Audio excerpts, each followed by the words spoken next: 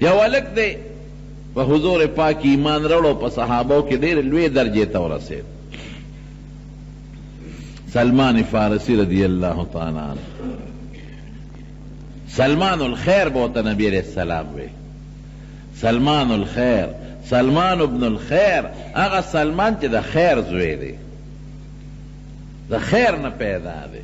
او سلمان ابن سلام بے وتوی، سلمان ابن اسلام بے وتوی، چی دا دا اسلام زوی دی. نو دا اسلام خو زوی نی لکه سین چی یو بنده دا خپل پلار نسبی زوی وی، دارنگی دا روح دا اسلام روحانی بچے دی. پدے بدے خوشحال دیوئی ویزا پا ایران کے ففارس علاقہ کے رامو ہرمرز یا علاقہ دا او پاگے کے اسیدم او ویزا دا دغ علاقے پا شہزادگانو کی او شہزادوں زمان پلار دا قوم یو مشرو پا مشرانو کے مشرو او زمان سر دا پلار دوبر میناوا چیزی پکور کی دا سے ساتلم لکه یو پیغله جینه چې پکور کې څوک ساتي بار بیا نه پرېښودم نه خلکو سره لوبو ټقالو ته پرېښودم او چې لږ به د کور نه بار ووتم نو ما پسې بیا د خپل نوکران او غلامان ګرځول چې تاسو لاړ چې د خیال ساتئ هسې نه په خراب مجلس کې وردننه نشي او لوپر نشي. وی زما پلار مجوسی و د اور عبادت پې کو او زما پلار په مجوسیانو کې د مجوسیت مشرو او د دوی آتشکدی یو عبادت خانی پاگے کے اور بلیگی دا اور دوی نہ وجنی دا کالو سر دا اور بلیگی دا غی دوی انتظام کئی چی دا ملنش نو دا غی چی کم پدوی کے لوی سڑی وی دینی لوی سڑے نو آغا دا غی آتشکدی نگہبان و محافظی نو زمان پلار دا آغا آتشکدی محافظو نو پلار ما تا مچل خولیو نو ازم دا آغا آتش کدی چی کم اور ببلی دا آغی سوکیدارم چی دا اور رانا مردش. وی یوزل زمان پلار سکار کی مصروفو نو زی پٹو تاو لے گلم زمان دیر پٹی باغونو وی پٹو تا لارم وی واپس راتلم نو پلار دا عیسایانو یو گرجاوا شورو پکی وی میں چی تراش دے بادے کی دن نسدی وی چی ورننا وطم نو خلقو پکی یو مخصوص قسم عبادت کو لکه سین چی مونگ دا منس کو او دعاگانے کولے وی ما دے تپوسو که جستاسو سے دین دے لکه زخو پلار لکه دا جنکو پکور کی دن نساتلیو بار با وطم خو نوکران بیرا پسی گردون او ما سر دا سے نیازبین ساتلیو نو دا بار دنیا ننوم خبر ما دی تپوسو که چستاسو دا سنگ عبادت که استاسو دین سرے وی ما تیوی چی زمون دین عیسائیت تے من دی عیسیٰ علیہ السلام تابعداریو ازمون پیغمبر دے و پاغ زمون ایمان دے وی میں چی زخمون خدا اور عبادت کرو زما پلار دا اور چی کم عبادت خانه را تشکده دا آغی مشر دے او داغن پس دا آغی نگهبانی کوب وی چی غور خدای لشریک نشتا اور خدا خدای مخلوق دے دا اور والی عبادت کوئے دا اللہ والی عبادت نہ کوئے وی دا اغی عیسایانو خبرو را باندے سرو کا وی چی زبا پٹو تا اس کلت لم او واپس براتلم نوی زبا اغا دا عیسایانو عبادت خانی توردن نکیدم اغی سرو میں ناستا کولا حتی نوبت دیتا ورسی چیز عیسائی شو دا پلار نا پٹ پلار رانا دون خبرو چی دی دا عیسایانو عبادت خانی تزی لکه یو ځل ما ماسخوتن نا وخت تکړي نو پلار را پسې لکان ګرځول چې تاسو ورشه وګورئ سلمان نشتا نو چې زه کور ته رالم نو پلار را تپوس وکړي چې بچي ولې دې نا وخت تکړي مې چې په لاره د عیسایانو عبادت خانه وه بابا هغې ته وردن نه شوم وخت مې هغې سره تېر کړ یاره بابا د هغوی دین خو زما ډېر خوښ شو هغې خو د یو خدای عبادت دا هغه سوچه عیسایانو لا پکی دا گمراهی نو راغلی هغی خدا یو خدا عبادت کئی او دا اور عبادت خو واقعی دا خدا مخلوق تے نو دا اور عبادت ولی کو مونگ دا دی اور دا رب عبادت ولی ونکو وی پلار میرا تا غصہ شو یو سپیغلی والم چکا بیا دا عبادت خانے تلاغلی خبانی دا مونگ دا پلار نکا دین دی دا با نپرے دے وی بہر کے دا پلار نا پٹ عیسائی شم اغیر میں تپوسو کو چې ستاسو د عیسائیت لوی مرکز کم ځای دی؟ وی هغې وی چې په شام کې دی. وی مې چې ښه کلم ستاسو قافله شام ته ځي نو ما ته به اطلاع کوئ، زه به دا قافلې سره شام ته ځم. زما خپل دین د پلار نیکه پرېښه او ستاسو دین مې اختیار کړ.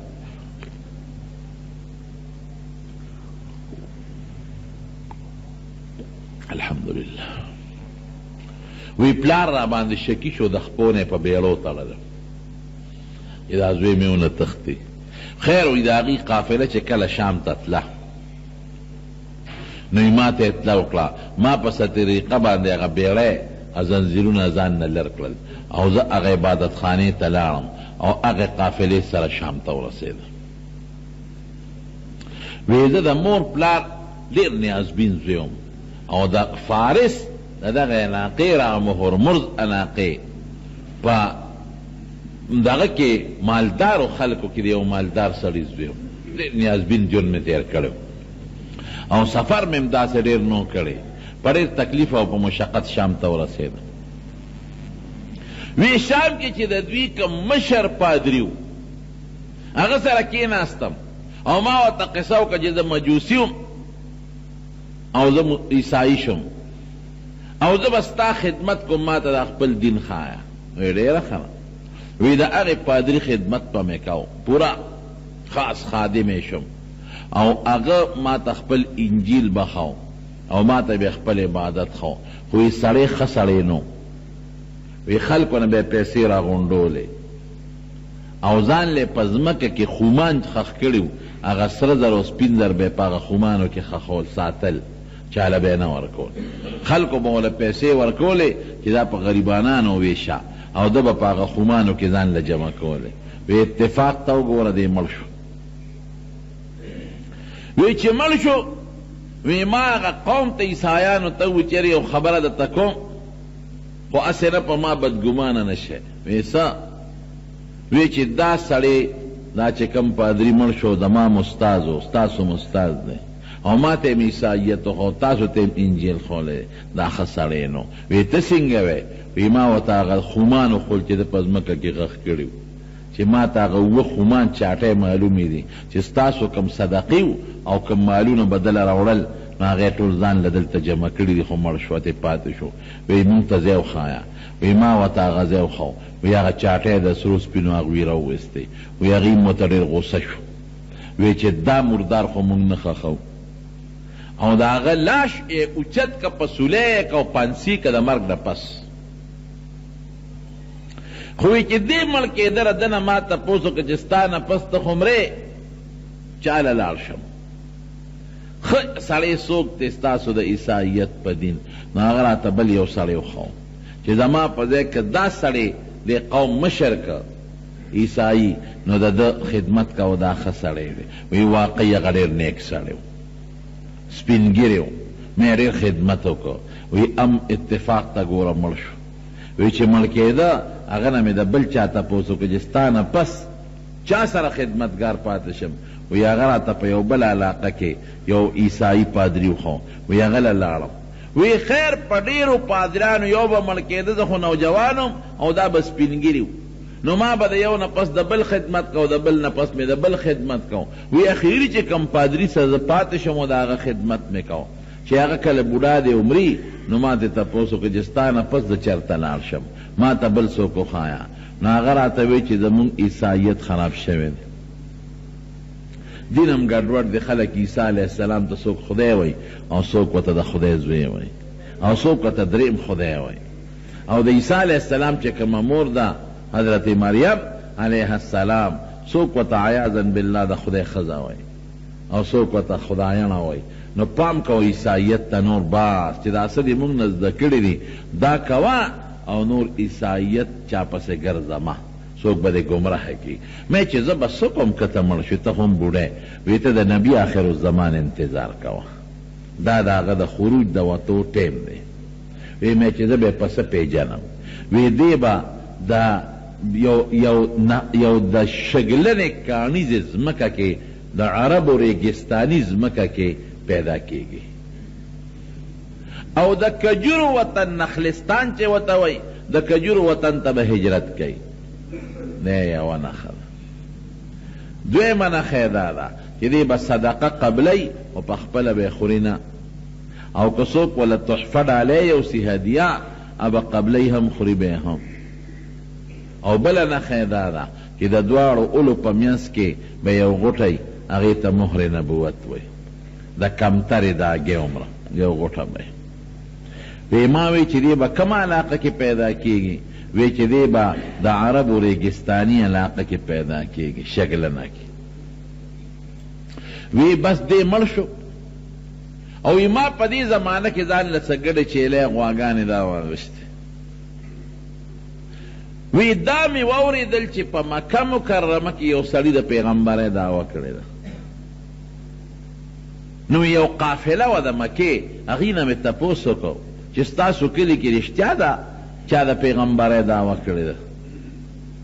وی راته وی چې او. مې چې ستاسو علاقه څنګه ده؟ وی د عربو یو شګلنه ریګستاني د غرونو علاقه ده.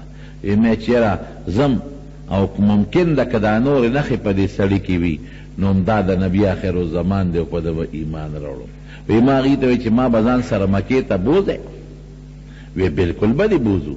نو پیاده قافلې ورسره روان شو. وی چې د هغه وطن نه وویستم او سنی مې لارې مزل مې وکړو، نو هغې ظالمانو زما نه هغه ګډې چیلې غواګانې ټولې واغېستې، او زه خپل غلام کړم چې دا زمونږ غلام دی، او په یو بازار کې خرڅ کړم. زه یو مړی په جاړه شم چې خدایا دا ما سره څه شو؟ اوس خو پردی غلام یم، او غلام خو د خپل مالک د اجازت نه بغیر قدم نشي غشتی.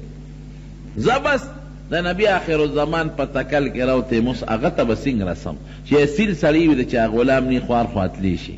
زه خو غلام یم، اوس خو تلی نشم، د دې مالک نوکر یم، دې مال اوس چېته اجازت راکوي. او دی وی لسو مالکانو یو په بل خرڅ کړم، یو په بل خرڅولم، بل په بل خرڅولم، بل په بل خرڅولم. لیکن زما ورونو چې د چا په زړه کې د دین نیکه جذبه وي هغه سره الله مدد کوي، الله ورته لارې ښیي. والذین جاهدوا فینا لنهدینهم سبلنا وان الله لمع المحسنین. الله وایي چې څوک زما په دین کې خپل محنت او کوشش کوي د هدایت لارې به ورته زه ښیم، لکې رڼاګانې به ورته اچوم، او زه به د نیکانو خلکو صحبت او ملګرتیا ته رسوم او نیک به ترې جوړوم. لکې خو یې محنتو مشقتو هغې له پلار پرېښودی دی، هغې له مور پرېښې ده. پلار او مور او وطن پرېښودل څه آسان کار نه دی، او د یو مالدارې کورنۍ شهزاده دی هغه هر څه یې پرېښودل. نو خدای ورسره مدد وکړو. اخیري یو سړي خرڅ که په یو یهودي، هغه یهودي د مدینې منورې، خدای مدینې شریفې ته ورسو. وی مدینه شریفه کې او یو باغ و په هغه باغ کې په کجورو کې مې خدمت کو، بلکې وی د کجورې په سر کې په یو بوټي کې ناستو. وی دی کې چې زما کوم مالک و د هغه رور راغی. وی ورته وی چې هلکه د مکې نه یو سړی راغلی دی او په قبا کې ناست دی، بنو عمرو بن عوف قبیله کې، او د پیغمبرۍ دعوی کړې ده، او دا وایي چې زه د آخر زمانې پیغمبر یم، او د ګوره د مدینې دا قمقل خلک ته ټول تو راتو دی. وایي چې دا خبره مې واورېده نو د ماړ یو ټکه وخوړه، او دی م وایي چې د مکې نه راغلی دی. نو مکه خو ما په نوم یې اورېدلی و چې دا یو ریګستاني علاقه ده، دا شګلنه ده، او مکه خو هغه کلی دی چې هغه قافلې کې زه واپسې تلم او مانه غلام جوړ شو. یاره دا یو نښه خو معلومه ده چې یو پکې موجوده شوه. او چې د مدینې ته راغی نو مدینه نخلستان د کجورو د باغونو علاقه ده، دا دوه نښې خو پکې معلومې شوې. وی ډېر خوشحاله شوم، د کجورې د بوټي نه په ډېر تیزۍ راکوشم. نو ما د هغه چې چا زما مالک ته خبر راوړی هغه نه تپوس وکړو چې ته ما ته دا حالت دوباره ووایه. وی چې دا تپوس مې تې وکړو نو ما مالک غصه شو او یو مضبوطه څپېړی راکړه چې ستا د دې خبرو سره څه دي، زه خپل باغ کې خدمت کوه. مجبور شم.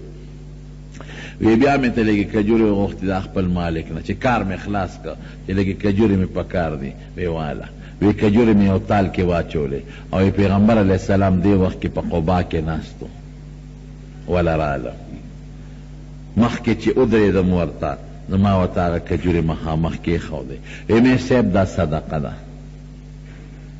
وی ما ته وفرمایل چې ښه کېده مونږ پیغمبران صدقه خورونه او صحابو ته وی تاسو وخورئ نبی علیہ السلام باندې او د هغه په آل باندې صدقه خوړل منو ولې منو ډېرې وجې دي یو وجه دا و چې خلکو له به د صدقو ترغیب ورکاو چې خدای مو بخه صدقې وکړې صدقې وکړې نو که دا صدقې په خپله هم خوړله نو بیا به پې خلکو الزام لګو چې دا جوړ ځان له غواړي نو خدای پې بنده کړې او نور وجوهات د علمي دي نه دته نه وې او ډالۍ تحفه به یې خوړه ډالۍ او صدقه کې فرق دی صدقه هغه شی دی چې څوک یې د خدای د رضا دپاره ورکوي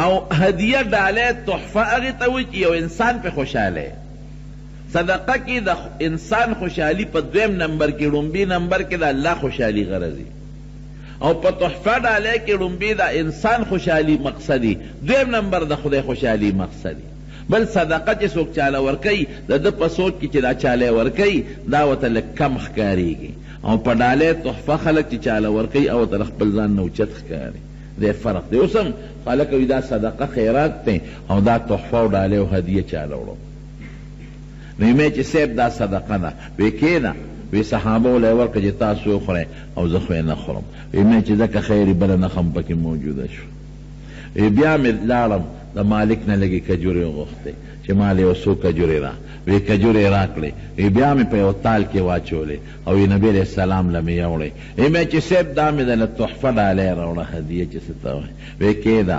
وبخورو وی په خپله یې هم ترې خوړی په ملګرو یې مو خوړی وی مې چې دا څو نښې خو پکې ښکاره شوې لومبۍ نښه څه وه چې شګلنه د عرب ریګستاني علاقه کې پیدا شوې دی هم ټیک ده دویمه نښه څه ده چې د کجورو وطن ته هجرت وکړو دا هم ټیک شوه درېیمه څه ده صدقه به خوري نه قبلۍ به ملګرو له به ورکوي هم ټیک شوه څلورمه څه شوه چې تحفه او ډالۍ به خوري هغه یې مو خوړله اوس بله نښه ګورم چې د دواړو اولو په منځ کې مهر نبوت دی د دواړو اولو په منځ کې اوس شاته تاویږم شاته ګورم چې که دا صادر مبارک یې لږ ښکته شو چې دا اندازه ولګوم خو هغه په وجود کې پټی وی د دواړو جهانو مبارک سردار را باندې پیش شو وی چې پیش شو وی زر یې صادر مبارک ښکته کو ما ته اشاره وکړه وی زه ور نږدې شوم وی د ډېر نږدې نه مې هغه مهر نبوت ومې لید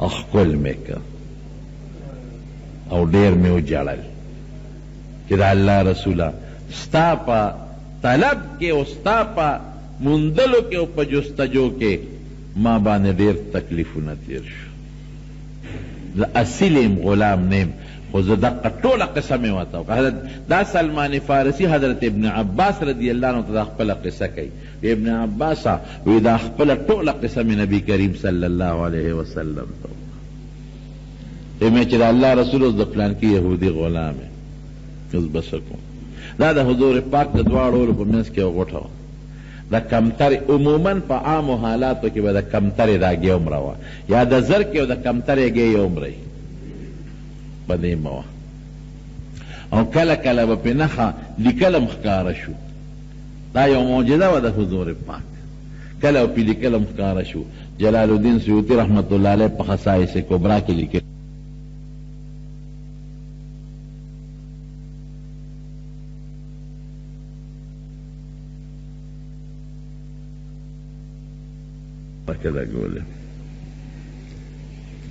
وی میں چې صاحب اوس خو د فلانکي یهودي غلام یم وی نبي علیه السلام وفرمایل فکر مه کوه الله به دې عزت کړي ورشه د خپل مولا سره دې بدل کتابت وکړه مکاتبه ورته وه د دې به دا طریقه و چې غلام به نو خپل مالک ته به وایي چې ما آزاد کا هغه به نه دی آزادوم وی ښه پیسې را باندې کېده چې څومره پیسې ږدې هغه دله پیدا کړم ما به آزاد کړې نو دې ته به یې مکاتبه وي لاړ شه د خپل مالک سره دې پیسې پې در باندې کېدي چې پیسې به دله مونږ برابر کړو تا به آزاد کړي وی لاړم خپل مولا له وی میں چی ما آزاد کوي چی نا ندے آزادو وی میں چی خنو پیسی را باندې کېدا اب پیسی بدل پورا کم نو ما با آزاد کړي وی چی ډیره ښه ده څه در را باندې کړې وی چی یو براله د 300 کجورو باغ کرے د 300 کجورو او هغه 300 کجوري چې کله میوه وکړله به د آزادو کجوره د کله زر میوه کړه او بل براله 40 اوقیې سره زر راکې 10 اوقیې سره زر به راکې او یو اوقیه 40 درهمه دې شی سره زر یې پکې ښودل وی بس ما وی چې دی راته بهانه وکړه زادېدل مې ګران شو ویرالم حضور پاک مبارک لا چې سیب په ما خو دا شرطونه ولګول وی ورشه خبره ورسره کلکه کا نه چې سیب بوټي به کله میوه کوي کرم به والا او دا دومره سره زر ما سره کم دی وی ته لړ شه الله به دې بندوبست کوي خبره ورسره وکړه وی لاړم مولا سره مې خبره کلکه کړه وی هغه را پورې وخنده وی سلمان ورشه ځای ته معلوم کا چې باغ کم ځای کرل غواړي او کم نمونه بوټي کرل غواړي ځکه د کجورو مختلف قسمونه وی مولا راته ځای وښو چې دلته راله باغ وکړه وی سوړې وباسه وی لاړم وی 300 سوړې مې پکې وویستې د مولا په خوښه وی حضور پاک عربو کې د کجورو بوټي خلک نال کوي وی نبی علیہ السلام د انصارو د مدینې ته وی چې بوټي راوړی د دې چې کومه کجوره غواړي وی چا 10 بوټي راکړل چا 10 چا 10 بهر کې هغه بوټي مې راوړل وی نبی علیہ السلام مبارک راغی او په خپلو لاسونو مبارک وی هغه بوټي پکې ښخ کړل خاورې م پکې واچولې وی قدرت الهي ته ګوره په دغه کال کې دننه هغې میوه وکړه صرف 2 بوټي پاتې شو 2 بوټو میوه ونه کړه او باقي ټولو میوه وکړه چې نبی علیہ السلام ته مې الوی چې صرف 2 بوټو میوه ونه کړه چې راغی حضور پاک وی دا ولې وی حضرت عمر فاروق ورته وی چې صاحب دا پکې ما ایښودي دا ما کرلی وی هغې لرې کړل او د هغې په ځای نور 2 بوټي کېښودل هغه نور چې کم کېښودل هغې هم د هغې بوټو سره یو شان میوه وکړه دا شرط هم پوره شو وی بیا هغه دویم شرط نبی علیہ السلام له چا سره در رالیږلي و داسې یو غونډارې وی ما پسې سړی ګرځو چې ورشه سلمان پسې وی زه ورته رالم وی چې رالم وی ما ته وفرمایل چې سلمانه ها دا سره زر 100 خپل مالک ته دې وزن کا مې چې صاحب دا خو لږ دي د هغه خو په ما ډېر شی کېږي وی ده ته دا یو څه الله به د سره مدد وکړي ګوره هر څیز کې پیغمبر د الله نه مدد غواړي او دا د مسلمان نښم ده ګورې هر کار کې به د الله نه مدد غواړي دا چې موږ د هر کار په سر کې وایو چې بسم الله الرحمن الرحیم دا د الله نه مدد غوښتل دی چې هغه الله چې نهایت مهربان او ډېر زیات رحم کوونکی دی دا هغې الله په نوم مدد غواړم هر کار کې د الله نه مدد غواړي وی زه لاړ شه الله به د سره مدد وکړي وی لاړم مولا ته مې چې راشه هغه سره زر مې دله راوړي دي وی چې تلی کېښود او پکې وزن کړل وی چې په میسو نه ایښي او مقم راوختل یو پوټی کم نو وی ما ته وی زه بس ازاد راغی نبی کریم صلی الله علیه وسلم ته خدای وله ډېر بې عمر ورکړی ما چې علما 300 کاله یادوي څوک 350 کاله یادوي لیکن علما لیکي چې تحقیق حافظ ابن حجر لیکلی دی رحمت الله علیه وی دا خبره په تحقیق ثابته ده چې 250 کاله عمر خو یې خامخا 250 نه زیاتو خو لیکن 250 نه کم نو دا د پیغمبر علیه السلام دا نښې د اونتې او د خدای مسلمان کو او حضور پاک د ده سره به ډېره زیاته مینه کوله د له لقب ورکه د سلمان الخیر چې سلمان بس خیر او خیر دی او سلمان ابن سلام ابن اسلام د اسلام زوی دی نو اسلام خو د چا پلار نی خو څه مطلب چې چې دا ظاهري پلار د انسان د وجود سبب دی، نو دا پلار د انسان دا ظاهري، نو دا اسلام د روح سبب شو، د دین سبب شو. نو دا په دې فخر کو چې ما چا به ورته وي ته څوک یې؟ ده به ورته وي سلمان الخیر یم، زه سلمان ابن اسلام یم. په دې به د فخر کو. او یو موقع کې نبی علیہ السلام د صحابه کرامو نه یو پوټې غوندې خفه شوی و، نو یې فرمایل وان تتولوا یستبدل قوما غیرکم ثم لا یکونوا امثالکم. وی ګورې که تاسو ما ته شا کړه نو خدای به ستاسو په ځای یو بل قوم ستاسو په ځای راولي. تاسو به خدای هلاک کی، ختم بم کی، ستاسو په ځای به یو بل قوم راشي او لا یکونوا امثالکم، ستاسو په شان بني، ستاسو نه بهتر بی. نو صحابه زر د نبی علیہ السلام نه تپوس وکړو، وی صاحب هغه بل قوم چې خدای زمونږ په ځای راولي او زمونږ نه بهتر یا به څوک. نو حضور پاک د سلمان فارسي په لاس شا لاس کېښود، وی دیو د قوم بی. او یو موقع کې فرمایلی وی که چرته دا دین ثریا ستوري ته ورسېږي، لو کان الدین بالثریا لناله رجال من فارس، وی که دا دین د ثریا ستوري ته ورسېږي نو د فارس خلک بیا راکوز کړي. او غزوه خندق چې کله نبی علیہ السلام ته پیښ شو چې د مکې 10,000 خلک راغلل او په مدینه حمله وکړه، نو صحابه سره ظاهري طاقت نو ده ولا د خندق مشوره ورکړې وه چې تاسو یو خندق وکنوئ. نو نبی علیہ السلام د ده په مشوره خندق وکنیس، نو خدای د مدینې او د منیرې د خلکو حفاظت وکړه. داسې بعضې نور خلک وو هغه هم خدای پاک مسلمانان کړل. یو یهودي راغی نبی کریم صلی اللہ علیہ وسلم ته کېناست، حضور پاک ته تپوس وکړو، وی اے یهودي، وی ستا د په الله په ذات قسمي رښتیا ووایه چې د پیغمبر رښتونی مو کنې. تا خو تورات کتلی دی او پخوانی کتابونه دې م کتلی دي، زه ستا د الله په ذات قسمي رښتیا ووایه. وی قسم دې راکوي او وی ښه چې قسم دې راکه نو زما د الله په ذات قسمي والله زه د الله په ذات قسم چې انک لنبی مرسل حق، ته د خدای رښتونی پیغمبر یې. چې قسم دې راکه نو د خدای رښتونی پیغمبر یې. نو بیا دا خلک ولې نه مسلمانېږي په ما ایمان نه راوړي؟ وی انهم لیعرفون انک حق، انک نبی حق، وی دی تا پتر چې ته رښتونی پیغمبر یې، ولکن یحسدونک، تا سره حسد کوي دی ځکه ایمان نه راوړي. نور دې ټولو ته پته ده. لکه د عبدالله ابن سلام رضی الله عنه نه یو ځل چا تپوس وکړو، وی قرآن شریف کې راځي د یهودیانو متعلق چې یعرفونه کما یعرفون ابناءهم، چې دی د آخرې زمانې دا پیغمبر داسې پیژني لکه خپل زوی چې سړی پیژني چې دا مې زوی دی. دا ټیک ده؟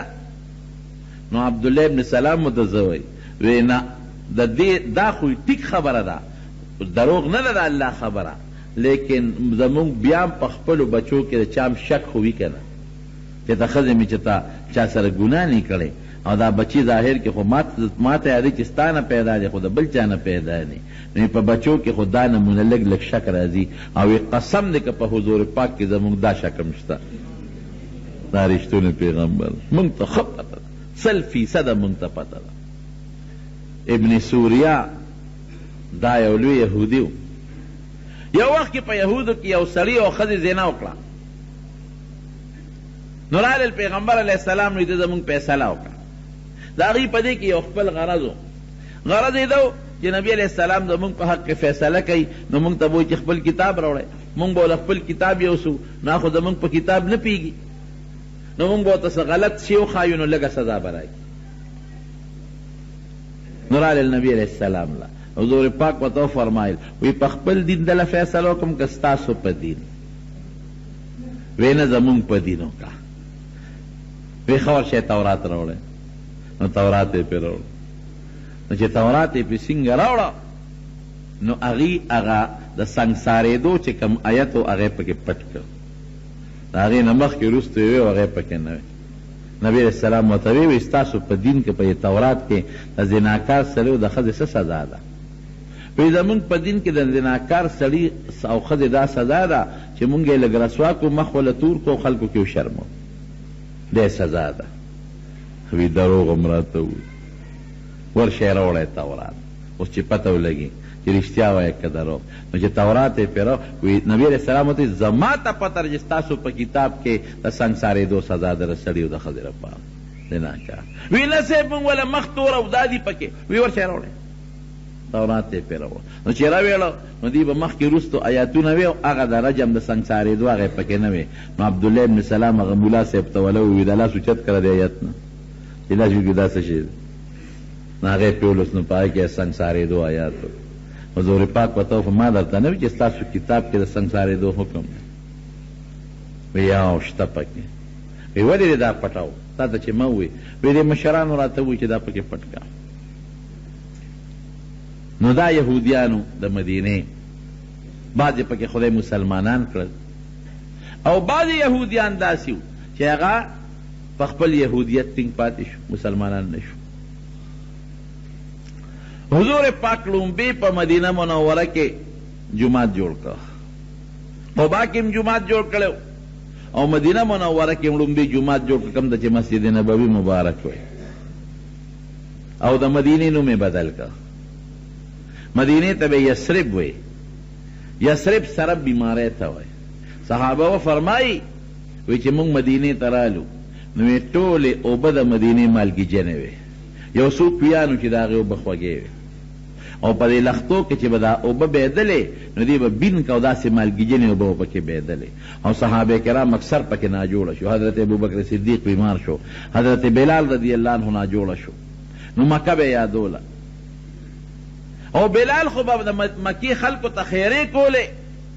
وی خدای ابو جهل او عتبه او شیبه هلاک کې خدای مونږ د خشته ښکلې ځمکې نه راوویستو او د وبا ځمکې له راوشړلو. نو نبی علیہ السلام د الله نه دعا وکړه وی خدایا اللهم بارک لنا فی مدینتنا. خدای زمونږ په دې ښار کې مونږ له برکت واچوي. اللهم بارک لنا فی مدها وسائها. خدای دې په خوراکونو کې مونږ له برکت واچوي. وانقل حماها. خدای د دې کې چې دا کومه تبه ده دا له دې نه لرې کړي دا مرض. نو حضور پاک وفرمایل وی د شپې مې خوب ولید یو توره ښځه و به برسرې بد شکله د مدینې نه روانه شوه او جحفه یې علاقه ده وي هغې ته ورسېدله. نو صحابه دې تپوس کوي حضرت د دې خوب تعبیر څه دی؟ وی دا د مدینې هغه وبا خدای جحفې ته ورسوله. بیماری خدای ختمه کړه. د صحابه ورسره مینه پیدا شو. نو نوم یې والا بدل که. نو د مدینې خپل نوم ګورې مدینة النبی دی. مدینة النبی معنا د پیغمبر مبارک ښار. اوس به ورته یثرب نه وی مدینة النبی به وی او یو خشته ښکلي جومات پکې نبی علیه السلام جوړ کړ. دا چې کوم ځای کې جومات جوړ کړی دی دا د سهیل او سهل دوی یتیمانانو د هغوی ځمکه وه. نبی علیه السلام وفرمایل دلته یو جومات جوړو. وی دا ځمکه د چا ده؟ وی دا یو دوی یتیمانان دي د هغوی ترې راوغوښته. وی دا ځمکه را باندې خرڅه کړئ. ثامنوني بحایتکم. وی دا را باندې خرڅه کړئ. هغې وی لا نطلب ثمنه الا الی الله. وی دا موږ د خدای نه د دې پیسې غواړو تا نه نه غواړو. دا موږ خیراتي جومات له ورکوو. نبی علیه السلام ورته وی نه دا ماشومان یتیمانان دي پیسې دوی له ورکوو بل ځای به پرې دوی له ځمکه والی. نو حضرت ابوبکر صدیق رضی الله عنه د خپل ذاتي جیب نه 10 اشرفۍ ورکړی. هغه وخت کې دغه قیمت او هغه ځمکه یې په بیه واغېسته. نو د کجورو ستنې پکې ودرولې او بره پې د سپر جوړ کړ. خټه پې نه وه چې باران به کېده نو سسېده به او ګیر چاپېره چې دې کې کوم بوټي و دا غنې منې وې هغې ته ګیر چاپېره غاړو ته واچولې او که چخخ تې راوړی هغې ته ګیر چاپېره غاړو ته واچولې او چې کومه خاوره وه نو په هغې کې واړه نري نري قطقاڼې واچول. دا د حضور پاک مبارک جومات. لومبي ځان له 2 کورونه دقلته کې تیار کړل. یو صحابي و د هغه د دې جومات نه ګیر چاپېره کورونه حارث نومې حارث ابن نعمان. نو هغه نبی علیہ السلام له 2 کورونه ورکړل. نو د پیغمبر علیہ السلام مبارک په دغه وخت کې 2 بیبیانې وې. یو واده شوې و یو کېدل شوې وه. واده شوې بیبي حضرت سوده وه د زمعه لور وه سوده رضی الله تعالی عنها. یو کور یې هغې له مختص کړ او بل کویدن کړي بی بی حضرت عائشہ صدیقه او د حضرت ابوبکر صدیق لونوا یو کور غیله مختص نو د حضرت ابو ایوب انصاری رضی الله عنه د کورنا پیغمبر علیہ السلام بیا د خپل کور ته منتقل شو. دا د حضور پاک د مدینه منورې د زندګۍ لومبی باب دی. د مدینه خلکو ته به مخکې ابن قیله وی او دو قوم یو ته به اوس بل ته به خزرج وی. خدای ولا دا نوم بدل که انصار نوم یې ونه کېښود. انصار هغه خلک چې د پیغمبر علیه السلام نصرت یې کړی دی او د پیغمبر علیه السلام مدد یې کړی دی او د حضور پاک دی خلقو سره دومره مینه وه. تاسو ته انشاءالله آینده جمعه کې به د انصارو متعلق لږ بیان وکړم چې هغه مینې تاسو ته پته ولګي چې دې سره د حضور پاک څونه محبت. په یو موقع دوی لږ غوندې ګیلمن شو، زه به آینده جمعه کې به درته ووایم. نو حضور پاک وفرمایل وی لولا الهجرة لکنت امرأ من الانصار، وی که هجرت نه وی نو وی زه به انصارو کې پیدا وم او خلق به زیاتیږي انصار به کمیږي. او که دوی کې چا غلطي وکړه وی بادشاهانو ته زما دا اډر دی چې د دوی هغه غلطي به معاف کوئ، غږ به ورته نه کوئ. او که دوی څه ښه کار کوي نو هغې وله ښکلی اجر ورکوئ. دا انصار د مدینې منورې دا ډېر بهتر خلق دی. د صحابو د مکې د مهاجرین مې دومره مدد کړی دی چې انشاءالله آینده جمعه کې که الله مقرر کړه نو زه به تاسو ته بیان وکړم چې دوی څومره مدد کړی. زما وروڼو یو خبره درته کوم. زما د دې خبرو د دې واقعاتو بیانولو نه غټ غرض دا دی چې تاسو ته د خپل پیغمبر مبارک شانم معلوم شي، د هغې سیرت هم درته معلوم شي، د هغې حالات هم درته معلوم شي او د خپل مبارک پیغمبر د حالاتو نه خبر شي.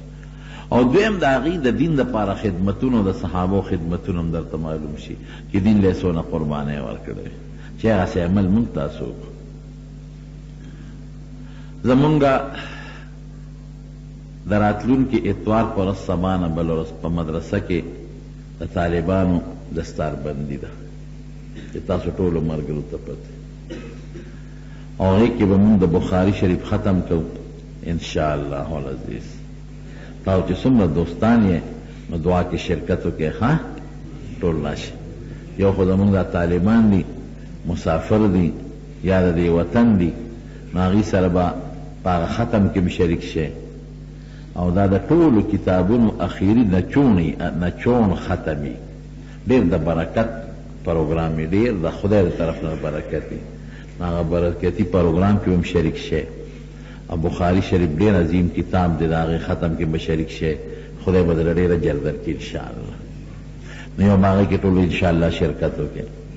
او 8 بجې به زموږ پروګرام شروع کېږي. 8 نه تقریبا انشاءالله 11 نیمو پورې به پروګرام بیا به دعا کېږي انشاءالله العزیز.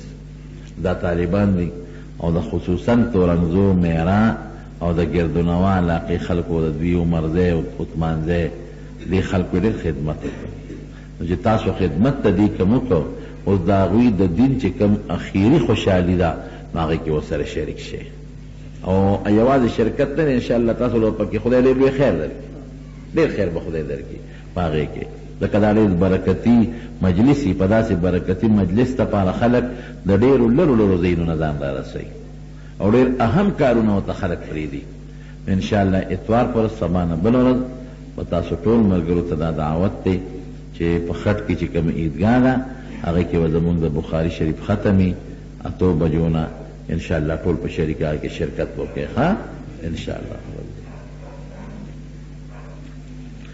یو کور کې پریشانی ده، الله دې پریشانی په خیر او په خوشحالو بدل کړي. دیم یو کور کې مریض دی، الله دې ولا مریض د شفا ورکړي. عود او سپیلني خلک لوګي کوي، ښه کار دی که نه؟ عود لوګي کول په شریعت کې ثابت دی. نبی علیہ السلام عود خدا عود ګرباتی نه ګورئ، هغه اصلي عود ډېر قیمتي شی دی. د خوشبویۍ دپاره به هغوی لوګي کول. نو عود د خوشبویۍ دپاره سنت دی که یو سړی په کور کې لوګي کوي، هغه ښه شی دی، خو هغه اصلي عود. او سپیلني دا زمونږ د خلکو رواج دی. په شریعت کې دا څه حیثیت نه لري. خلک ویل که سپېدني لوګي کا چې نظر ونه لګي او یا بد نظري ختمه شي. دا د ښځو د کتاب خبرې دي. ما تاسو ته مخکې مې دوه کتابه دي، یو د دین کتاب دی، یو د ښځو کتاب دی. د دین په کتاب کې دا نشته، په د ښځو کتاب کې نه وي. قدر رضا خپل کتابونه ایستي دي. نو اسې سپېلني یو بوی دی، ماشي ورسره تښتي، بدبویي ورسره ختمېږي. نو که په دغه بنیاد یې څوک لوګی کوي او رواج دی رواج، او که څوک یې په دې بنیاد لوګی کوي چې دې سره نظر ختمېږي او بد نظري، نو دین سره دی تعلق نشته. دی وی د حفظ قرآن دپاره دعا غواړي، الله دې حافظ کړي. د بې ځایه تپوسونه بعضې خلک کوي. خاجي دعا وکړئ رب العالمین ته موږ له خیر او برکت راکړي.